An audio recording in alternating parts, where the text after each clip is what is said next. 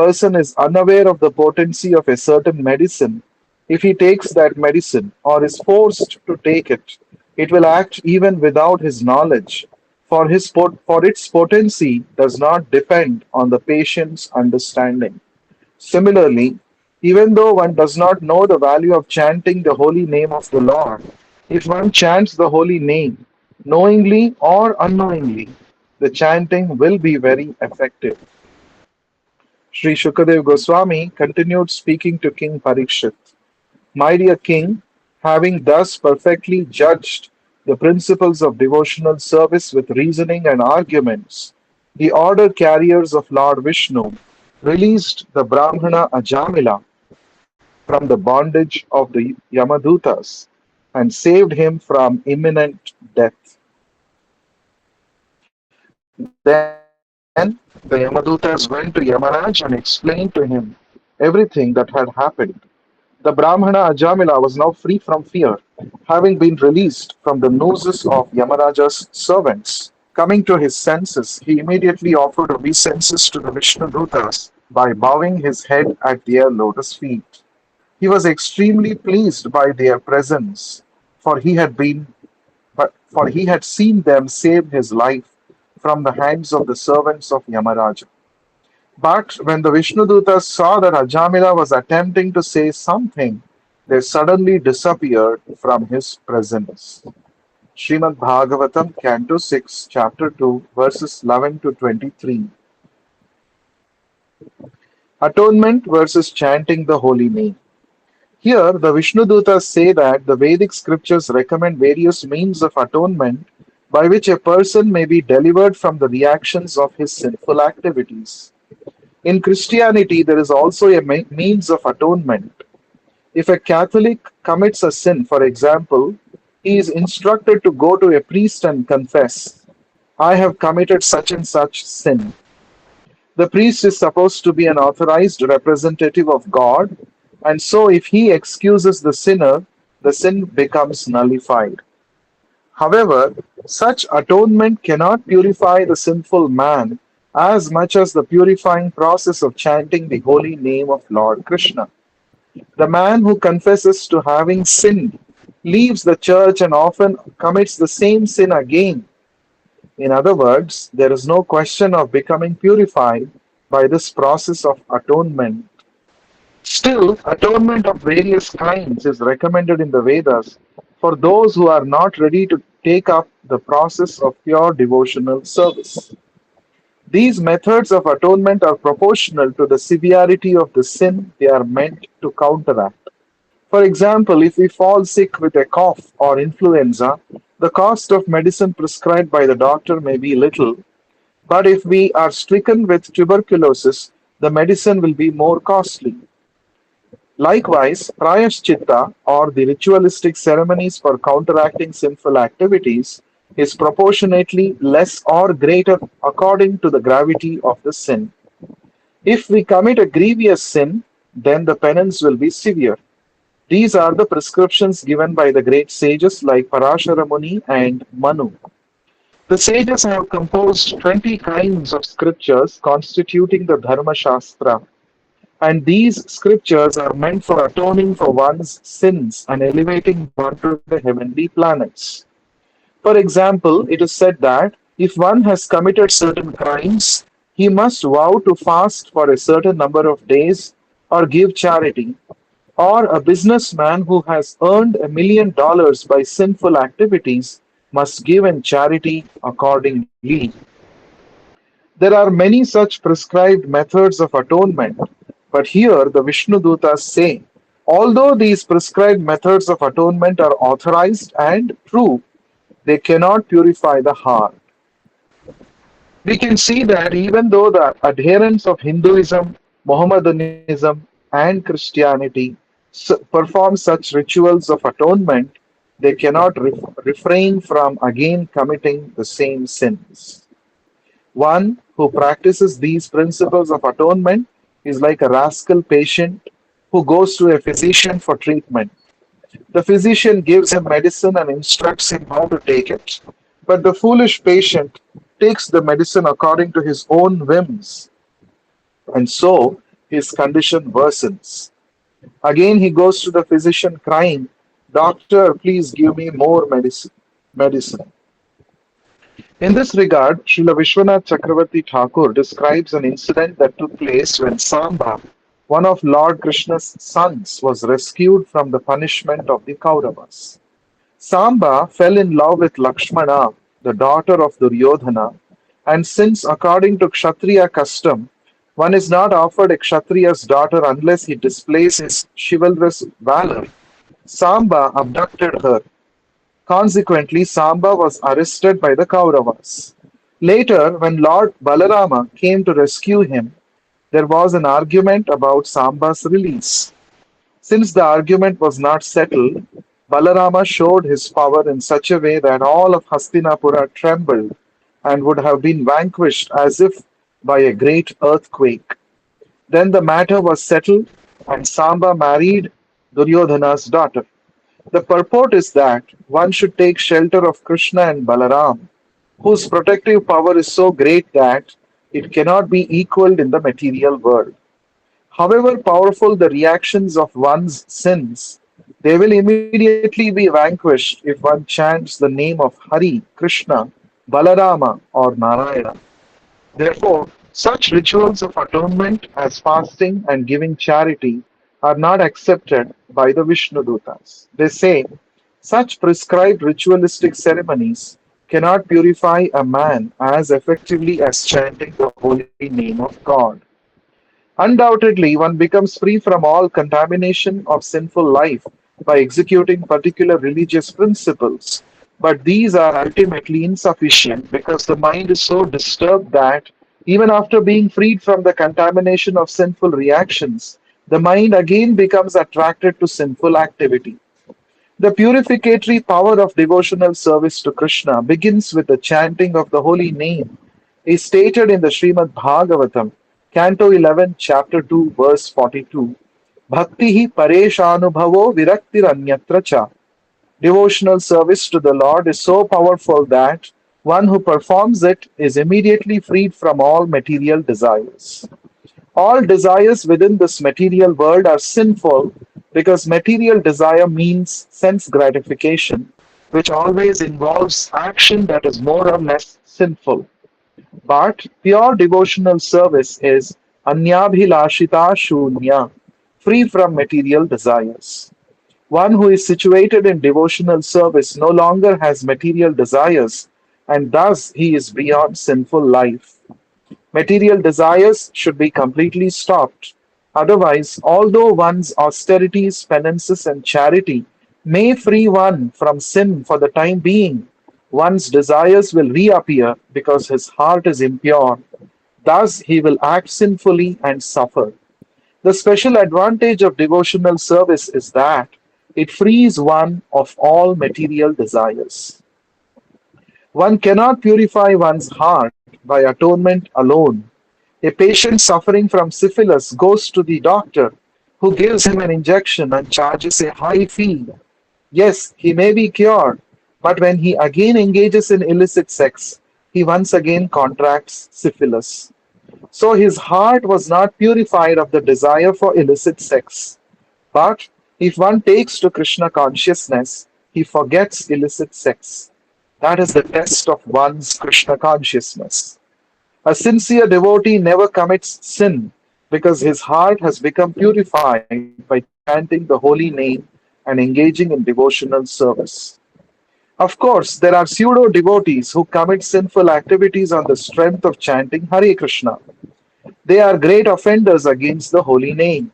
We should not use the holy name just like a machine, thinking that because the chanting process consumes sinful reactions, we can freely commit more sin. This is the greatest offense against the holy name of Krishna. Whatever sins we may have previously committed are immediately eradicated by offenseless chanting of the holy name of the Lord, even just once. But we must not sin again. Lord Chaitanya Mahaprabhu forgave the sinful Jagai and Madhai who had been drunkards, woman hunters, meat eaters, and gamblers. But these two sinners fell down at the lotus feet of Lord Chaitanya and Nityananda Prabhu and cried, Sirs, we are so sinful, kindly deliver us. Lord Chaitanya agreed on the condition that they promise not to commit any more sins. He said, Whatever you have done, I shall excuse, but do not do it again. Thus Jagai and Madhai vowed, This is the end of our sinful activities. We shall not do them any more. When a person is initiated by a spiritual master, the reactions of his sins immediately become nullified. But that does not mean he can again commit sins. Krishna consciousness means following in the footsteps of Lord Chaitanya, and so we initiate disciples according to the principle he showed in the case of Jagai and Madhai. We accept many people into our society as duly initiated disciples, but only if they vow to observe these regulations. No more illicit sex, no more gambling, no more intoxication, and no more animal killing or meat eating. These regulations are necessary because if one takes up spiritual life and at the same time goes on committing sinful activities, he will never be able to make progress. As Krishna clearly says in the Bhagavad Gita, chapter 7, verse 28, Esham tvantagatam papam jananam punyakarmanam te dvandva moha nirmukta bhajante mam dhrudavratah. Persons who have acted piously in previous lives and in this life, and whose sinful actions are completely eradicated, are freed from the dualities of delusion, and they engage themselves in my service with determination. If we are actually serious about entering into the kingdom of God, Vaikuntha, then we should be very careful to follow the four regulative principles mentioned above. One must not have any sex except to have children within marriage. One must not indulge in intoxication. One must not gamble. And one must not eat meat, fish, or eggs, or anything else beyond the foods established for human beings grains, fruits, vegetables, milk, and sugar. Such foodstuffs are sattvica or pure and good, and they are allowed for human consumption. One should not imitate the cats and dogs, reasoning that because the animals are eating meat, human beings can do likewise. If everything eatable is food, why not eat stool? Stool is also food. Hogs eat stool. But human beings should not eat like hogs, who will eat all kinds of unclean foods. We have to discriminate. If we want to enter into spiritual life, we must observe these four principles of restriction. This may mean undergoing some austerity, but this is the process, this is the purpose of human life. When we have purified our existence through austerity, we will be eligible to enter into the kingdom of God. But without being purified, we can never enter. Meditation on Krishna's form.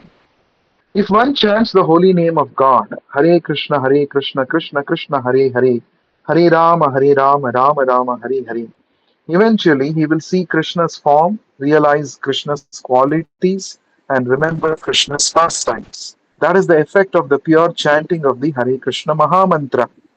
Srila Vishwanath Chakravarti Thakur comments that the chanting of the holy name of the Lord has special significance that distinguishes it from the Vedic ritualistic ceremonies of atonement for severe, more severe, or most severe sins. There are 20 types of religious scriptures called Dharma Shastras, beginning with the Manu Samhita and Parashara Samhita. But herein it is stressed that although one may become free from the reactions of the most sinful activities by following the religious principles of these scriptures, this cannot promote a sinful man to the stage of loving service to the Lord. On the other hand, chanting the holy name of the Lord even once not only frees one immediately from the reactions of the greatest sins, but also begins to raise one to the platform of rendering devotional service, loving service to the Supreme Personality of Godhead. Thus, one serves the Lord by remembering his form, attributes, and pastimes. Srila Vishwanath Chakravarti explains that it is because of the Lord's omnipotence that this is all possible simply by chanting his holy name. What cannot be achieved through the performance of Vedic rituals can easily be achieved through the chanting of the Lord's holy name. To chant the holy name and dance in ecstasy is so sublime, easy, and effective that one can readily achieve all the benefits of spiritual life simply by following this process. Therefore, Sri Chaitanya Mahaprabhu declares, Param Vijayate Sri Krishna Sankirtanam. All glories to the congregational chanting of Lord Krishna's holy name. The Sankirtana movement we have started offers the best process for immediately becoming purified of all sinful reactions and coming to the platform of spiritual life. Although Ajamila became fallen in his later days, in his youth he was a brahmachari and was properly trained by his father. He knew the name, form, and pastimes of Narayana, but by bad association he forgot them. However, as soon as he chanted the name of Lord Narayana on his deathbed, he again remembered all his past pious activities, and therefore he was saved. That chanting and hearing the Lord's name and glories is the best means of purifying the heart of sinful propensities, is confirmed at the beginning of the Srimad Bhagavatam, Canto 1, Chapter 2, verse 17. शृण्वतां स्वकथा Krishna पुण्यश्रवणकीर्तनः हृद्यन्तस्थो ह्यभद्राणि विधुनोति सुहृत्सताम्. Sri Krishna, the personality of Godhead, who is the super soul in everyone's heart and the benefactor of the truthful devotee, cleanses desire for material enjoyment from the heart of the devotee who relishes his messages, which are in themselves virtuous when properly heard and chanted. It is the special mercy of the Supreme Lord that, as soon as he sees a person glorifying his name, form, and pastimes, he personally cleanses the dirt from that person's heart. Even if one does not understand the meaning of the Lord's name, form, and pastimes, one is purified simply by hearing or chanting them. One's main purpose in human life should be to purify one's existence and achieve liberation. As long as one has a material body, one is understood to be impure. In such an impure material condition, one cannot enjoy a truly blissful life, although everyone seeks it. Therefore, everyone requires purification. As Lord Rishabhadeva says in the Srimad Bhagavatam, Canto 5, Chapter 5, verse 1, Tapo divyam putrakayena sattvam shuddhyeryasmad brahma saukyam tvanantam. My dear sons, you must perform tapasya, austerity, to purify your existence. Then you will come to the spiritual platform and enjoy unending spiritual happiness. The tapasya of chanting and glorifying the name, form, and pastimes of the Lord is a very easy purifying process by which everyone can become happy. Therefore, everyone who desires the ultimate cleansing of his heart must adopt this process.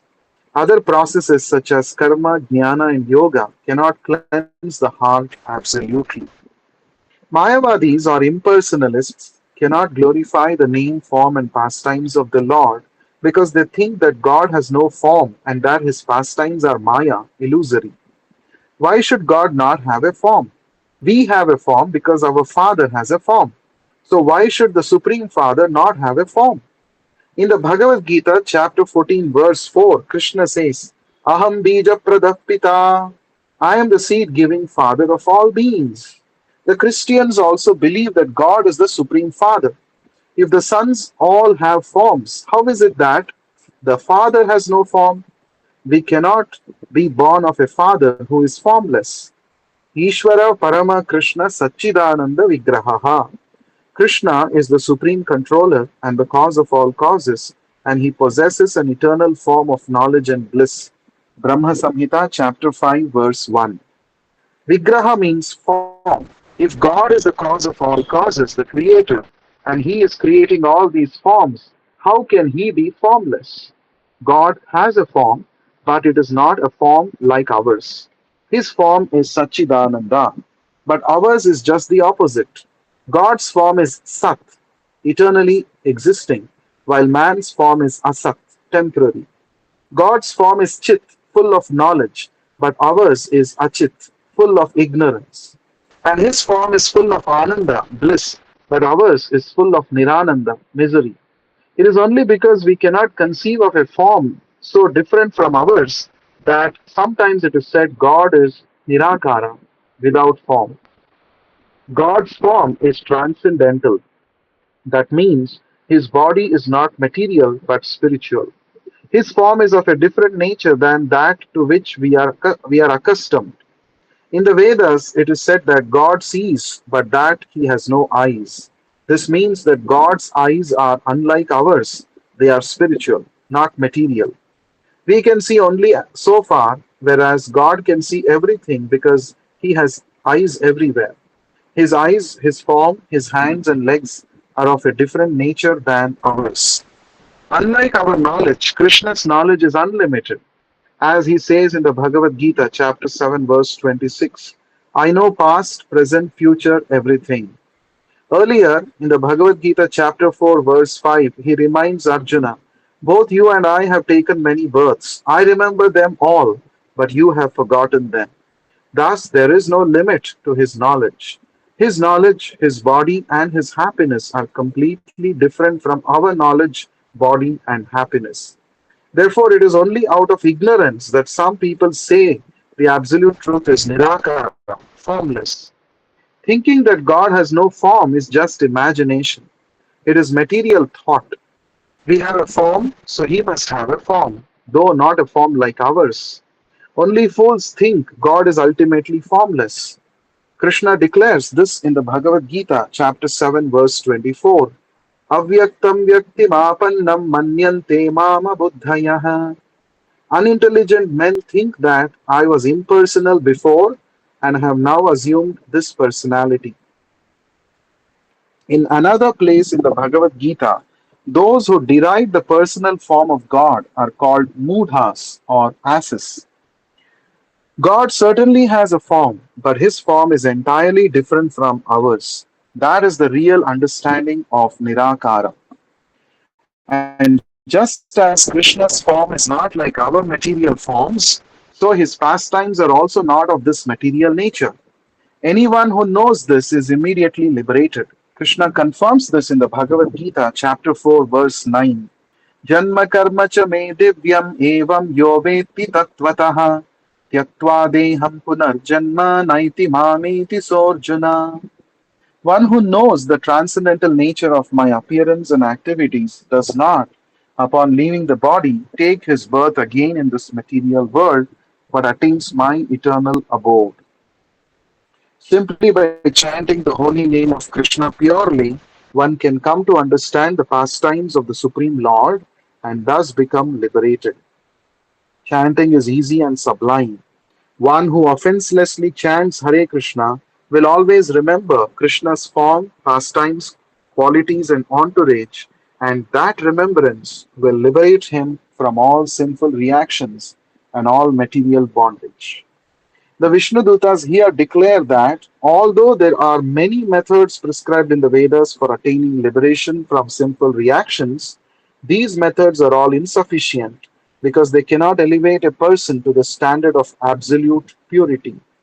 Those who practice other methods of purification mentioned in the Vedas generally desire some material benefit, such as elevation to the heavenly kingdom. But a devotee does not care for elevation to the heavenly planets. A devotee doesn't care a fig for any planet in this material world because he knows that the benefit of entering into the heavenly kingdom is temporary. We may live for thousands of years on a higher planet and enjoy a very high standard of life, complete with beautiful wife, abundant wealth, and the finest wine, but there is no permanent benefit. For a devotee, such a life is hellish because he does not wish to live without Krishna. That is genuine spiritual realization. We simply care for Krishna and how Krishna will be happy. That is real happiness. We try to please Krishna.